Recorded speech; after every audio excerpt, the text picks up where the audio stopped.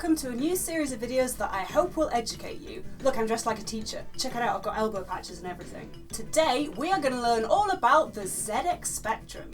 One of the UK's most loved personal home computers, I think it's about time I make a video dedicated to the system itself.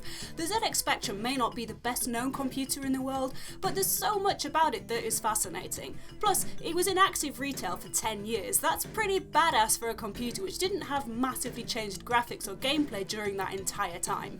So, let's begin. Jesus! Horace, I swear to God.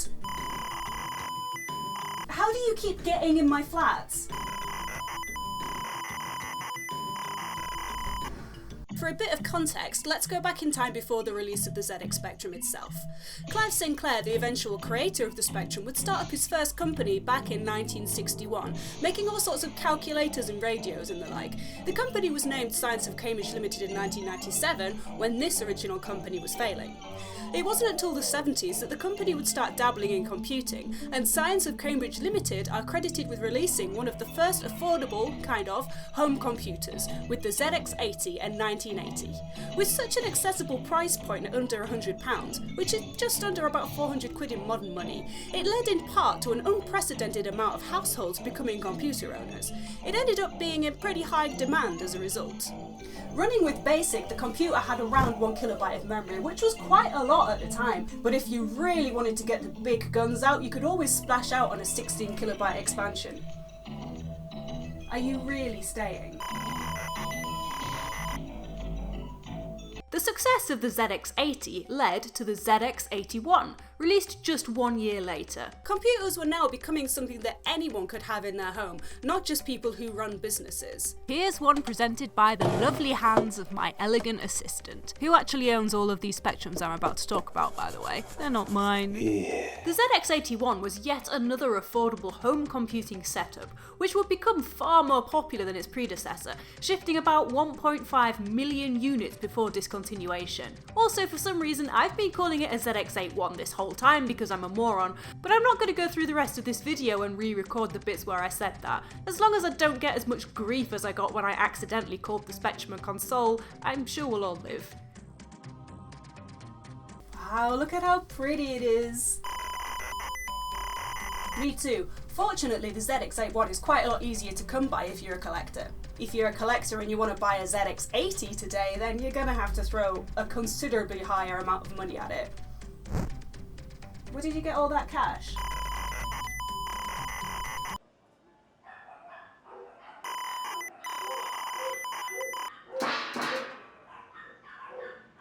Available in kit form or fully built, you could grab this computer for the first time from high street stores. Firstly, WH Smith's, and then a bunch of other high street stores would follow suit. This accessibility would lead to the system firmly placing Sinclair on the map as a leading manufacturer of computers in the UK. Inside that sexy case is just one circuit board, with either 1 or 2 RAM chips for the memory, plus an 8-bit microprocessor and a ULA chip, along with the 8KB ROM for the basic interpreter. Well, Horace, ULA stands for Uncommitted Logic Array. It looks like this, and is a kind of integrated circuit within one chip. You might also hear it known as a gate array. The original ZX80 circuit design was ported into a ULA chip for the ZX81. Yes, Horace, it is. Just tell me you didn't get aroused by that explanation.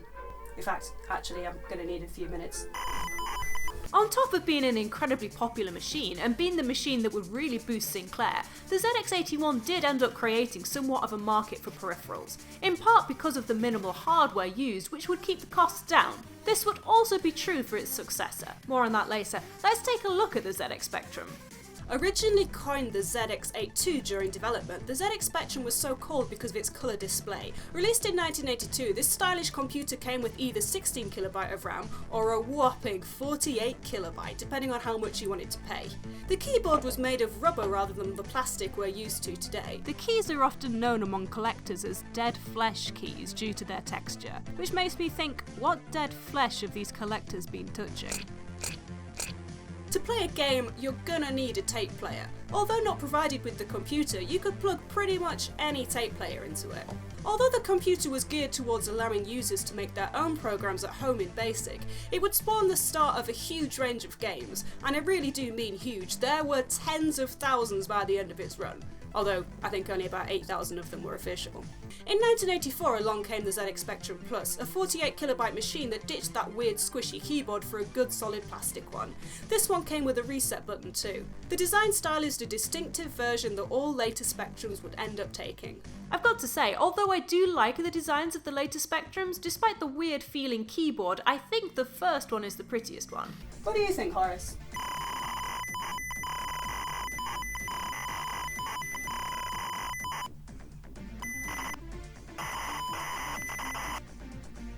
Sidebar. The ZX81 and a modified version of the Spectrum were indeed sold across the pond in the USA. However, they were manufactured and distributed by Timex. The first one was pretty much a counterpart ZX81, called the Timex Sinclair 1000 and released in 1982. Really rolls off the tongue, doesn't it? Timex Sinclair 1000. I have no idea what the 1000 refers to, and I really did try and find out, but I'm hoping the name was chosen because it makes it sound more like a Terminator. Yes, I know the Terminator didn't come out until 1984, it was a joke, please, no emails. The Timex Sinclair 1500 was an upgrade on the previous, with 16KB of RAM. Also, this casing that looks, gross. Yeah, I wanted to write a good joke about it, but I mean, look at it. I've got nothing to work with here. And the Timex Sinclair 2068, the last one to be released for the US. What's kind of interesting about this one is that it had an inbuilt port for cartridge games, which is something the original UK Spectrums never had. This is the Spectrum 128, known among fans as the Toast Rack. It was released in 1985 for the Spanish market, distributed by Investronica. As you've likely guessed, it had 128KB of RAM, but on top of this it had MIDI compatibility and an RGB monitor port, both new sexy features. Because it used a Z80 processor which only allowed 68KB of memory to be addressed, a method called bank switching was used to access the additional memory as 8 separate pages of what is called address space, 16KB each. Sidebar. Bank switching was also used for the Atari 2600. Bank switching was enabled due to some of the games having the appropriate hardware within their cartridges, allowing for the addressing of more than 4KB of ROM and thus bigger games. Some Game Boy cartridges also use this method, and some Mega Drive cards. This method was replaced with what's called segmentation, but bank switching is still a method used in computing hardware these days. Whoa, I really went down the rabbit hole there. Where were we? The UK version hit shelves in 1986. The only difference between the two, aside from obviously the language, was that the UK version did not have an external keypad. Not that that proved to be a problem. Another moderately interesting thing about this unit is that it was the first one to use just the monitor for sound, rather than using an internal speaker.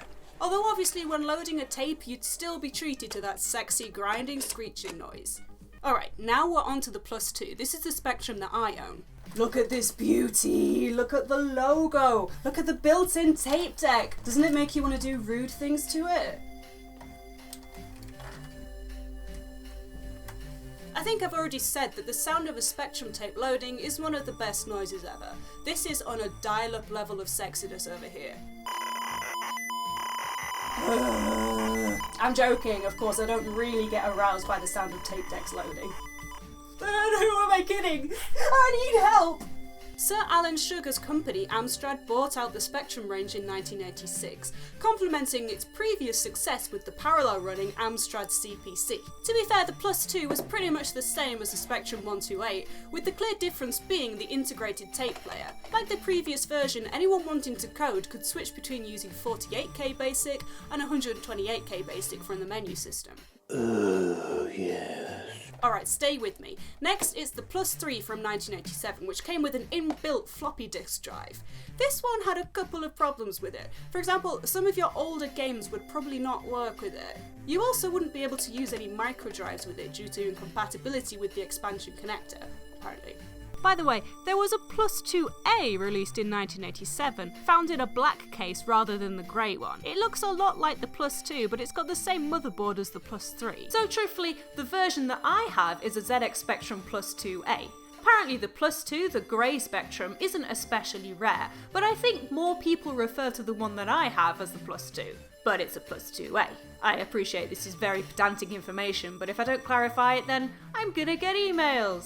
The +2B was an again improved version, as the +2A had a flaw in its audio output which could lead to some distortion. And again there was a +3B, which improved the audio output, but looked pretty much the same as the +3. I couldn't find information about these versions that wasn't just pages and pages of schematics, and in the interests of my sanity, I'm not going to list all the PCB and hardware differences. Also, if we get right down into the nitty gritty, then there was quite a few different versions of each Spectrum released, and I don't want to get into the actual hardware differences, because do you want to get emails about which bit you got wrong? Because that's how you get emails about which bits you got wrong. The Spectrum series run spanned across an entire decade. That is pretty awesome when you think about the fact that it only had kind of comparatively few tweaks. So how about gaming on the Spectrum? No, Horace, please. This was a truly golden age where copyright wasn't an issue to gamers. Want a new game? How about these ones printed in magazines? Just transcribe for about 10 hours if you're a slow typer like me, and you've got a game. Disclaimer, most of these games in magazines were crap. I've already complained about Android's Night Off in another video. But I mean, still, free game. Another awesome way to get hold of games would be from the radio. Certain radio stations would occasionally broadcast ZX Spectrum games on the airwaves. All you needed was to record it from the radio. Man, I wish these sounds were being played over the radio when I was a teenager. I would have saved a fortune on phone sex lines. Sidebar alert. Well, Horace, all that flashy gubbins that you see on a loading screen of a ZX Spectrum does actually have rhyme and reason.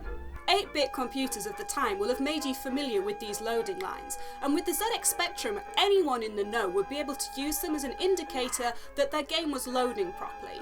These thick light blue bands and the red bands meant that the Spectrum was searching for data, while the thin blue and yellow lines was an indication that the data was being loaded into the Spectrum's memory. I've actually met and chatted with people who are able to tell what game is being loaded just from the sound or from the patterns of these lines. That's a new level of nerdy. It's quite attractive. Oh, yes. In my opinion, the ZX Spectrum was responsible in at least some part for the growth of gaming within the UK, and I say that because the ZX Spectrum ignited a fire in the heart of many young game developers. The ZX Spectrum allowed games to be made by anyone, writing BASIC in their bedroom. In fact, that is how quite a lot of popular Spectrum games started out. Some of the developers for these popular games were incredibly young, some as young as 13.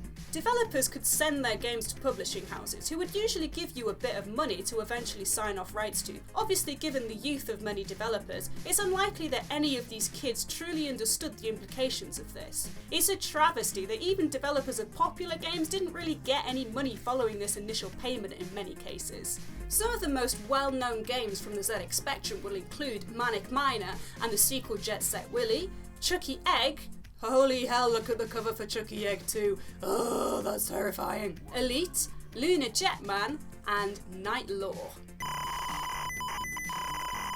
Yeah, I have a lot of people telling me that they love that game. Don't bludgeon anyone. Like I said before, the ZX81 with its minimal design was responsible in part for the emergence of the peripherals market. Sinclair itself did provide a solid handful of peripherals for all of its systems. This rather snazzy printer is a good example, released initially during the ZX81 run, but perfectly usable with the ZX Spectrum. It's kind of cool that this printer took its power through the expansion bus connector, although it did come with an external power source too, just in case. A little different from what you might expect from a printer, this one was what was called a spark printer. In a spark printer, the paper used was coated with aluminium. A current was passed through the printer's pens, which would reveal the black paper underneath the aluminium. Seems very long and convoluted when compared to modern printers, doesn't it? Paper cuts from that paper must have had your arm off. Right, Ms. Octav1us A. Kitten? Now, what seems to be the problem? Yeah, I was just changing the paper in my printer. I see, we actually do have a special waiting room for people who keep hurting themselves on 40-year-old hardware. If you wouldn't mind making your way over there. 40-year-old hardware? Do other people hurt themselves on my ex-boyfriend? I'm joking. I've never had a boyfriend. Now there's a surprise. Check this out, it's a voice synthesizer. Like the printers, of course, voice synthesizers weren't just limited to the ZX Spectrum. But here's one of the mainstream ones for the Spectrum, a current use speech. Oh, speechy.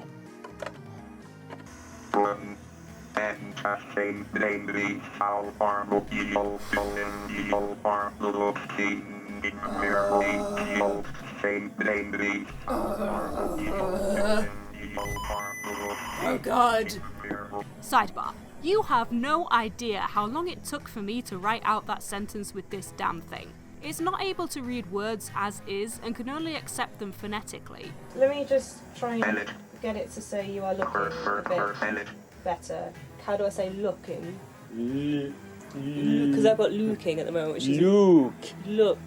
No. Looking. Try OUU. Luke. Looking. No. Are we gonna walk out of here speaking like this? Yeah. Hello.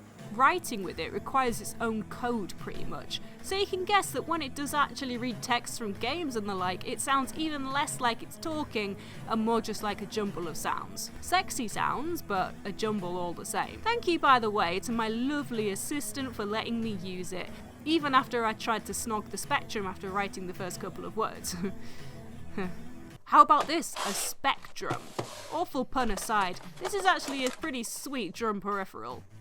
Perfect for pissing off your parents, I imagine. This peripheral is a light gun. Ooh, shooty. An obvious peripheral is the Joystick, a must for computer games, surely. Sinclair didn't actually start producing their own joysticks until the Plus 2 reached production, from what I can gather, so not until about 1987. It's apparently a really rubbish joystick, likely a huge disappointment for Spectrum fans who had been waiting for an official Sinclair joystick for years.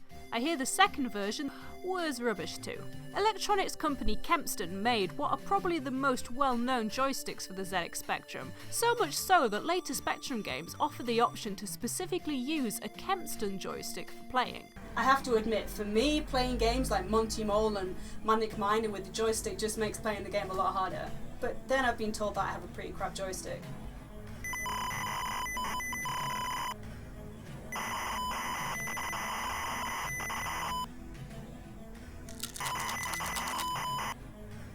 Because of the earlier Spectrums not coming with certain ports, there was interfaces released by Sinclair and third parties. This one was released in 1983 and was used in conjunction with the microdrive unit. Microdrives, by the way, were a sort of cheaper version of floppy disks that weren't as good as floppy disks, being a little unreliable and slower. This interface that my lovely assistant is holding is the ZX Interface 2, released in the same year and for joysticks and for the use of cartridge games. It wasn't compatible with the popular Kempston joysticks, which is a bit odd. Sidebar, only 10 games were released for the ZX Spectrum on the cartridge format. They were not able to present the games in an especially improved format though. The main selling point being, I guess, not having to wait ages for a tape to load. They were expensive at the time of the release, and now they are quite rare. Anyway, the fact that this interface allowed for the use of 2 joysticks was a sweet selling feature at the time. Amongst all the peripherals, the most awesome one has to be this thing, the wrist terminal. I mean, it's just a watch really, but wrist terminal sounds way more awesome. And seriously guys, seriously, look at this thing. Just to clarify, this is not the same as the Sinclair Black Watch, which was a separate standalone watch. In any case, this wrist terminal was made by Psycho. Look at this advert for it. This guy looks like he's hooked up with a cannula. Absolutely epic.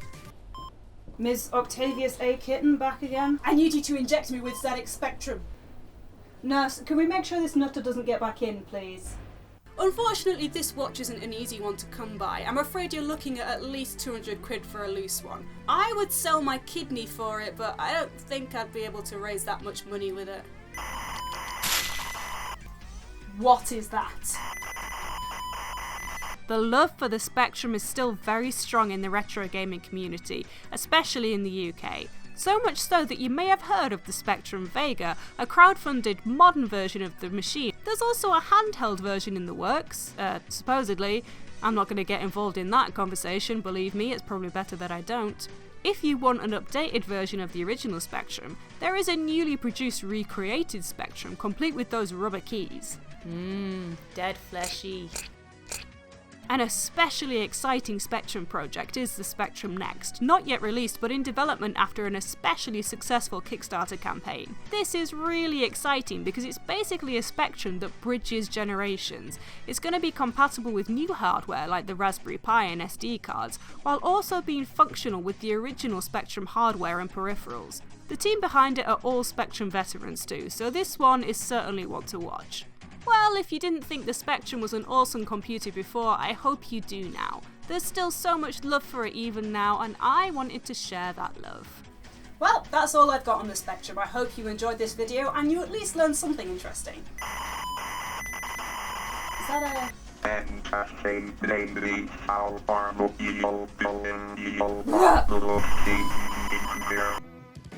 Thank you so much for supporting my videos. I really hope you continue to watch. Please subscribe if you want to see more of this stuff. I love you guys.